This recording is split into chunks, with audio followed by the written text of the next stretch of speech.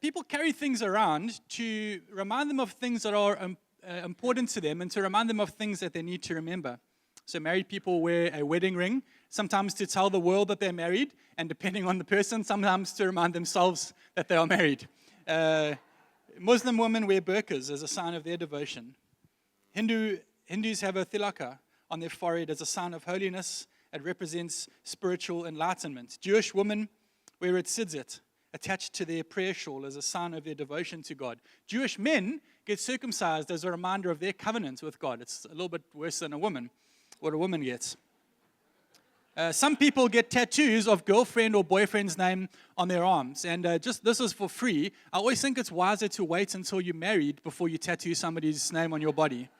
I've seen a lot of pictures of just weird pictures. No, it's an owl landing on a wave. Oh, that's a bit of a weird choice for a tattoo. No, well, I was dating a girl called Christineth, and I had to cover her name up. When we broke up. It's worthwhile just waiting if you're going to tattoo someone's name to remind yourself of them. Just wait till you're married. That's for free. Some Christians wear a cross around their necks. As humans, we have this primal urge to carry something around to remind us of things that are important to us, things that we love. In the first part of the Bible, the Israelite nation carried with them something called the Ark of the Covenant. You might have heard of it, if you are not a follower of Jesus, through the Indiana Jones movies, the Ark of the Covenant. And this wasn't something that George Lucas invented. This was actually a box that the Israelites carried around with them. And this box was a sign of God's presence. The ark's meaning was ingrained into Israel's conscience, and it continuously marked the presence of the living God with them. When they were in the desert, when they were going to war, when they were in the temple worshiping in Jerusalem, when the box was with them, when the Ark of the Covenant was with them, the very presence of their God was with them. The ark carried three things inside of it. It carried a priest's staff, it carried the 10 Commandments written on a tablet of stone, and it carried a little piece of bread. And this is not just any bread. This is not Checkers bread.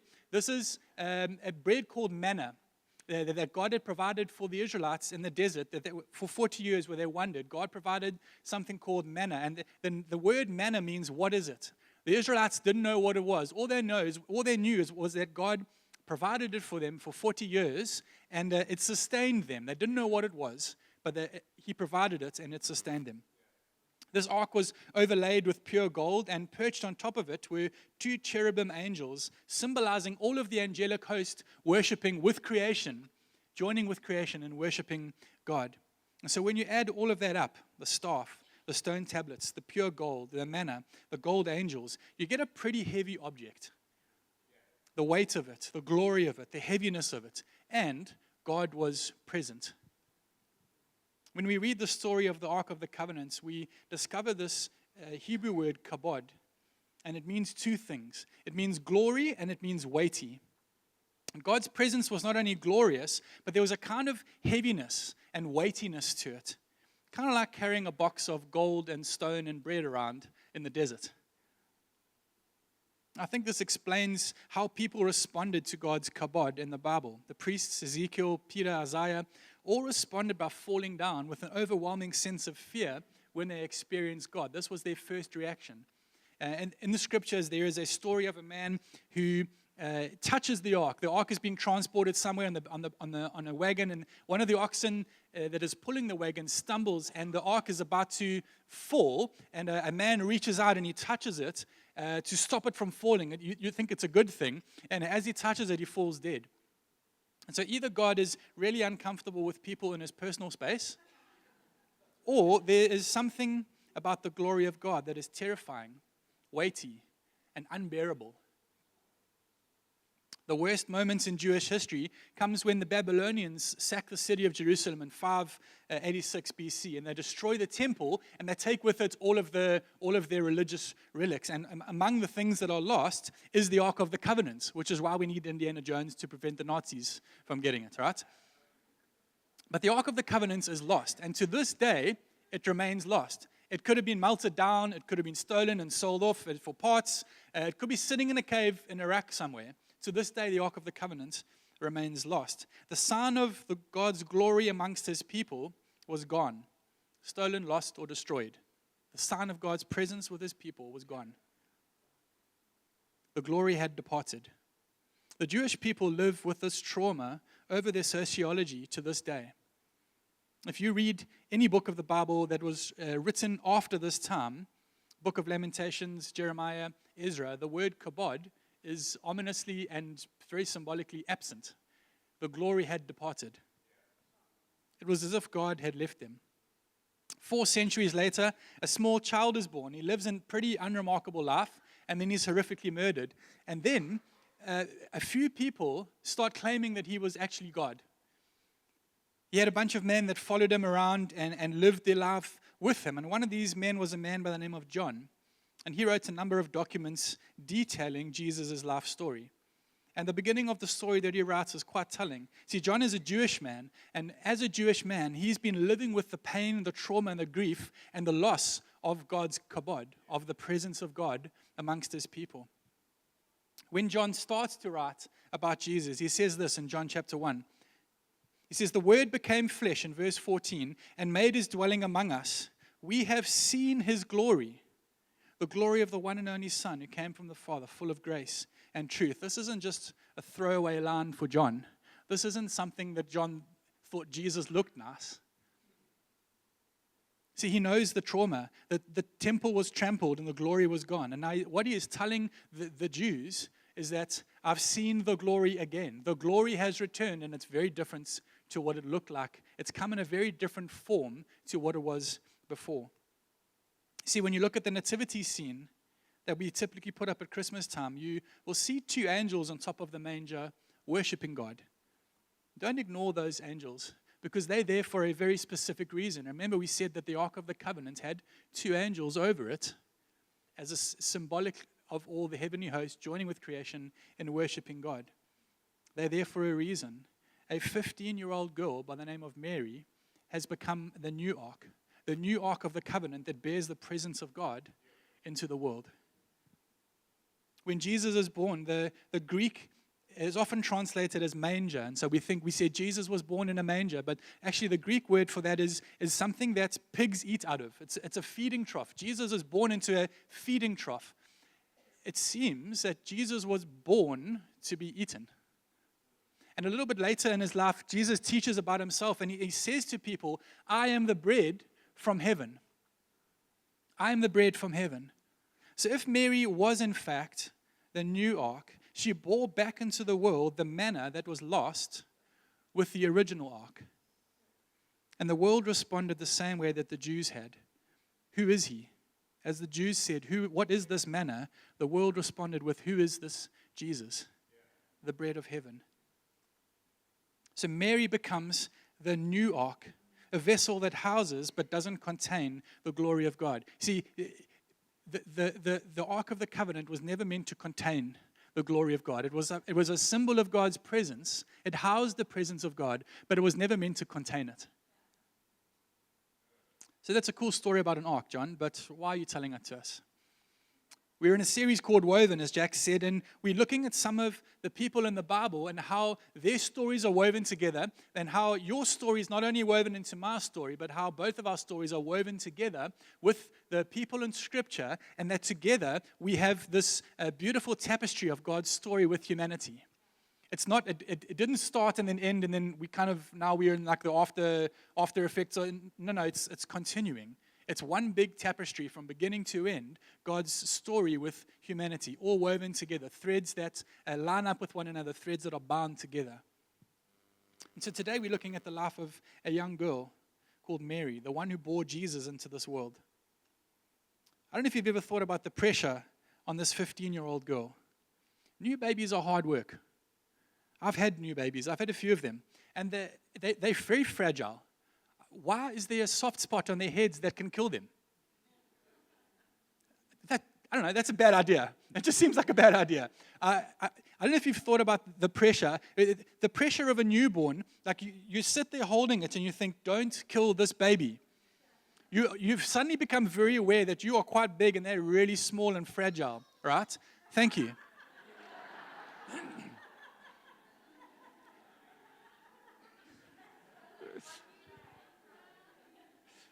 But the pressure that Mary is under is not, don't kill your baby. The pressure that Mary is under is, don't kill the savior of all of humanity.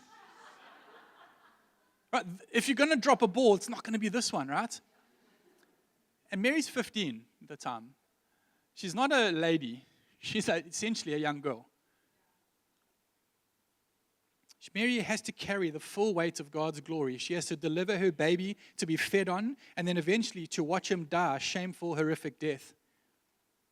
See, while Jesus is under Mary's care, he doesn't grow any more weighty or any more glorious. He simply grows. Paul writes to the Colossian church in Colossians chapter 1, verse 19, and he says, God was pleased to have all his fullness dwell in Jesus. So Jesus wasn't born just as a man and then he became in God. He wasn't born with 2% glory, and then by the time he was at 30, he was at optimal glory, so then he could die. He was born with the fullness, with the weight of God's presence, with the weight of the glory of God, with the kabod. I want to double click on Mary's role in this. And she's a young girl who's often misrepresented by the church. And I want to look at who Mary is not and then who she is, and to see how our stories are woven together with hers. So firstly, Mary is not my mediator or my conduit to God. 1 Timothy chapter 2 says there is one God and one mediator between God and mankind, the man Jesus Christ. When we make Mary into something that she's not only can it be blasphemy and idolatry, but what we do is we diminish the role that she did play. When we make her something she's not, we diminish who she is. Mary is not someone who connects me with God. She's not someone who helps me. She's not someone that I need to go through in order to get to God. There's only one person who's able to fulfill that role, Jesus. Mary was chosen by God. She was blessed. She was favored by God, but she wasn't God. Jesus is the only one who was both a man and a God, and the only one who's able to connect me to God through the cross, because he was both a man and a God.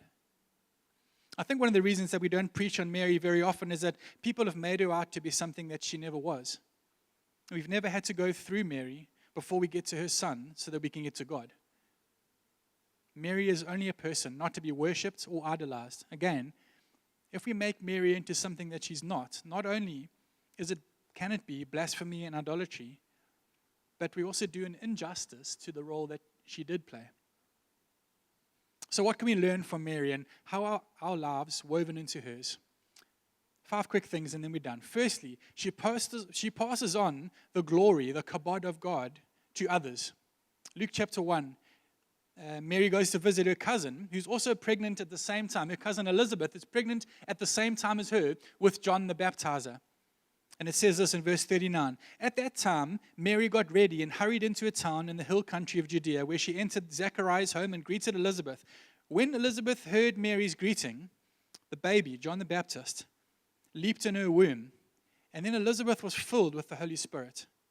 So the sound of Mary's voice fills Elizabeth with the Holy Spirit. This is some post-ascension church activity. Don't forget, the Holy Spirit hasn't been given yet. The Holy Spirit has not been given at this time yet because Jesus hasn't ascended to glory. He hasn't even been born. But yet Mary, through a simple conversation with her cousin, passes on the glory of God through a simple conversation.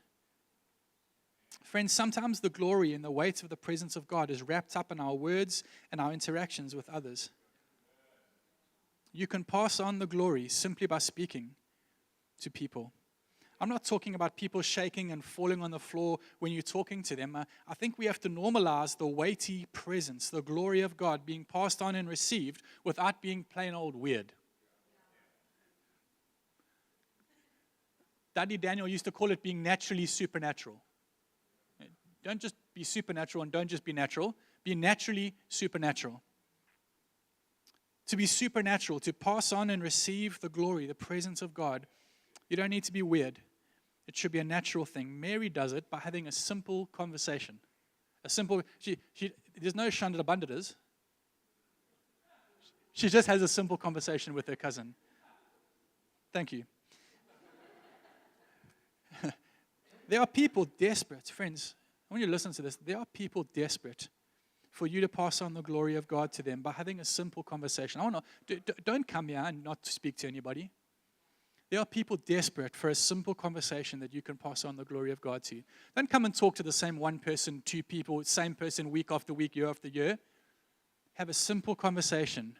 You can pass on the glory of God through a simple conversation, because Mary knows simple conversations lead to serious conversations. Serious conversations lead to spiritual conversations. Just have a simple conversation with somebody. You can pass on the glory of God through that. Number 2, she practices the glory of obscurity. So in Luke chapter 2, it's the birth of Jesus, and she's had wise men coming and bowing down before this baby in a feeding trough, saying, he's going to be the Savior, he's going to be the King. They've given him gifts. They've had shepherds coming, there's angels singing. Shepherds were washing their socks at night. Now they're coming and worshiping her baby. There's angels singing. There's glory to God in the highest. There's all of this going on. And it says, Mary listened to all of these things. And then in verse 19, it says, she treasured them up in her heart. She treasured them and pondered them in her heart. See, when a baby green mamba is born, it has the same venom yield and the same venom potency as an adult. So it doesn't grow, as it grows, it doesn't get any more venomous, it just grows. I know that it's a little controversial to use a snake as an analogy with Jesus, something about a garden and an apple. I get that. But remember, we said the same thing of Jesus. When Jesus was born, he carried the full weight of glory. He didn't grow in glory, he just grew. So the thing that Mary does, which allows Jesus to grow, is that she allows him to practice obscurity. She doesn't have an Instagram page dedicated to his achievements. She doesn't tell people, everybody who will listen, about her son, the God that everybody is worshiping and bowing down to. Rich spoke last week about Joseph, who got a dream, my brothers are going to bow down, and he ran immediately with his dream, you're all going to bow down to me, and look where it got him. Mary, it says, treasured these things in her heart. She allowed Jesus to grow in obscurity. The glory of a hidden life. And so today's Mother's Day, and I think there's a lesson here in mothering, but I also think there's a lesson in how we should grow. Parents, mothers, allow your children to grow in obscurity. Don't make them the center of your attention. Don't make them the center of your world. Kids today are under enough pressure. They don't need the pressure of parents who rely on them for validation. For a kid to be the center of your world, you think you're showing them that you love them. Actually, you're putting a weight on them that they can't bear. Allow them the privilege of growing in obscurity, the glory of a hidden life. Celebrate them, absolutely. Celebrate your kids, but hide them from attention until their time is right. Also, hide yourself, though. The way to power in the kingdom is through limitation and obscurity, not through the limelight. We think of glory as lights and fame and power and platform, but that's because we've actually misunderstood glory. Glory that comes from the world is short and then it goes. Almost nobody's glory lasts a lifetime, and nobody's glory lasts 100 years. And 100 years, if you have done something well, people might have heard of you, but your glory would have long faded. You've heard of Genghis Khan and the Mongol Empire. You know who he is, but you're not overawed by his glory. You've heard of him, but his glory is long faded. See, the glory that God offers, the glory and weight of his presence, lasts for an eternity. And one of the ways that we get to it is to grow in obscurity.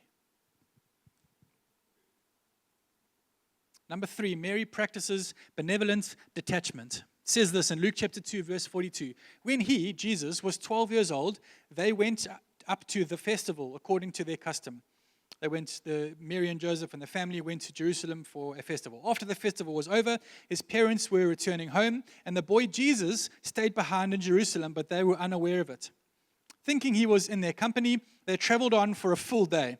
Then after the full day, they began looking for him among their relatives and friends. Can you imagine the panic? I've lost God. When they didn't find him, they went back a full day to Jerusalem to look for him. After 3 days, they found him in the temple courts, sitting among the teachers, listening to them and asking them questions. This one goes out to everybody who's forgotten their kids and to everybody who's been forgotten by their parents. I am both of those things. And I can tell you, neither of them feels great. I don't know which one's worse, then neither of them are great. But benevolent means kindness, kind detachment. Mary is not so consumed by her child that he can't get any breathing room. Mary has kindly allowed him space. And like any 12-year-old, he saw the space and he took a gap at full pace.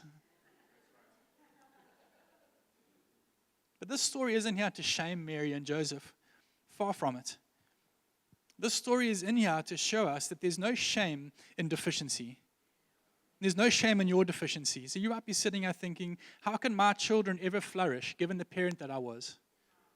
You might be sitting here thinking, how can I flourish given the parents that I had? Friends, our stories are woven into Mary's, and we get to understand that if we practice benevolent detachment, there's no shame in our deficiencies. But we have to practice both of these words. We can't just detach. That's when people check out, right? I'm not saying check out from people, and I'm not saying just be kind. I'm saying for the sake of kindness, allow a little bit of detachment. Allow a little bit of space. We have to detach from the things of this world, including people, in a benevolent, a kind way. And we've spoken about this spiritual practice a few times, and you can find it on any of our podcast channels. Number 4, Mary learns to deal with rejection. In Matthew chapter 12, it says this in verse 46. While Jesus was still talking to the crowd, he was teaching. His mother and brothers stood outside wanting to speak to him. And someone said, your mother and brothers are standing outside wanting to speak to you. He replied, who is my mother? Who are my brothers? Pointing to his disciples, he said, here are my mother and brothers. But whoever does the will of my Father in heaven is my brother and my sister and my mother. Friends, all of us at some stage in our lives will feel the sting of rejection. And again, today's Mother's Day, and so there's the added thread of parents being rejected by their children. Mary would have felt this sting particularly harshly. Remember, she's a young mother. She's 15. She was 15 when Jesus was born. And at some stage in Jesus' life, it seems that Joseph, his father, or his dad, passes away. We don't know what exactly happened, but Joseph seems to fall away from the narrative. He's not in this narrative. He's not at the cross. At some stage, Joseph seems to die. And I'm not sure if it was before or after this interaction, but it could be that Mary has lost her husband, and now it seems that her son is rejecting her also. But here's the thing, friends. All rejection falls into one of two categories, real and perceived. Every bit of rejection that you face falls into those two categories, real or perceived. The majority of rejection is perceived. Majority of rejection is perceived. And even if the rejection is real, it's most often a rejection of one specific aspect, not of your entire being. Yet we receive every little bit of rejection as a rejection of our entire being.